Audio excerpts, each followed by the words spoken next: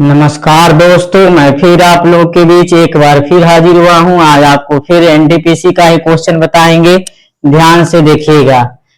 कहता एक घनाभ के 3 पृष्ठ का क्षेत्रफल 10 मीटर स्क्वायर, 18 मीटर स्क्वायर और 20 मीटर स्क्वायर है, तो घनाभ का आयतन बताइए। अगर किसी घनाभ का 3 पृष्ठ दिया हुआ रहेगा, क्षेत्रफल दिया हुआ रहेगा, 3 वो पृष्ठ रहेगा, उसका क्षेत्रफल अगर दिया हुआ रहेगा तीनों का, और घनाभ का आयतन अगर निकालना रहेगा तो क्या करेंगे, अंडर रूट जो तीनों पृष्ठ का क्षेत्रफल उसको गुना कर दीजिए। 10 गुना 18 गुना 20, यही आपका क्या हो जाएगा, यही आपका घनाभ का आयतन हो जाएगा। क्या हो जाएगा, घनाभ का आयतन हो जाएगा। अब इसी को हल कर दीजिए। अब बताइए 10 को क्या लिख सकते हैं, 5 दूना 10 लिख सकते हैं। इसको क्या लिख सकते हैं, 9 दूना 18। इसको क्या लिख सकते हैं, 5 चौके 20। अब देखिए एक 5 के लिए, 2 5 के लिए एगो 5 बाहर आ जाएगा। 4 का वर्गमूल कितना होता है, 2, तो 2 बाहर आ जाएगा एक। तो देखिए 2 के लिए 1 2 आ जाएगा बाहर में। और बताइए 9 का वर्गमूल क्या होता है, 3, तो 3 गुना कर दीजिए। अब इसी को कर दिए 5 दूना 10, 10 दूना 20, 20 तिया 60, 5 दूना 10, 10 दूना 20, 20 तिया 60। ऑप्शन नंबर बी सही होगा।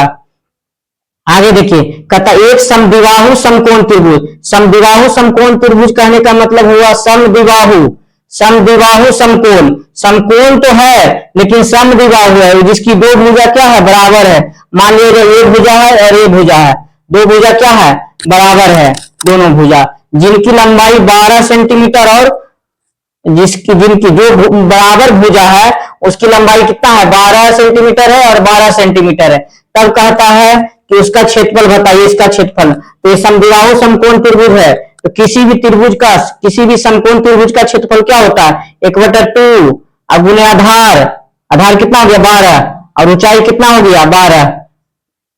तो 2 छक 12, 12 छक 72। Option number D. समझ में आया। एक समद्विबाहु समकोण त्रिभुज, समद्विबाहु मतलब एक कोण समकोण है लेकिन दो भुजा क्या है, बराबर है। समद्विबाहु जिसकी 2 भुजा बराबर है और बराबर भुजा दिल्ली है 12 और 12, तो कहता है इसका क्षेत्रफल बताइए। तो क्षेत्रफल हम साधारण क्षेत्रफल क्या जानते हैं, किसी भी त्रिभुज का क्षेत्रफल 1/2 गुना आधार गुना ऊंचाई लगा दे। 1/2 गुना आधार गुना ऊंचाई, समकोण त्रिभुज का भी क्षेत्रफल यही होता है, 1/2 गुना आधार गुना ऊंचाई।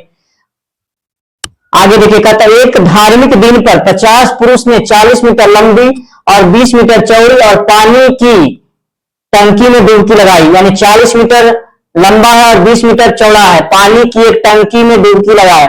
यदि एक पुरुष द्वारा पानी का औसत विस्थापन 4 मीटर क्यूब है, तो टंकी में पानी के स्तर में कितने की वृद्धि होगी। तो क्या करें, देखिए कहने का मतलब है कि पुरुष ने एक पानी की टंकी में डुबकी लगाया। तो पानी का टंकी कैसा होता है, पानी का टंकी घनाभकार होता है। तो घनाभकार का आयतन यानी घनाभ का आयतन, तो घनाभ का आयतन क्या होगा, लंबाई गुने चौड़ाई गुने ऊंचाई। टंकी कैसा रहता है, घनाभ का टाइप का रहता है, घना उसमें डुबकी लगाया, तो घनाभ का आयतन क्या होता है, तो लंबाई यानी 40, लंबाई गुने चौड़ाई 20, लंबाई गुने चौड़ाई गुने ऊंचाई।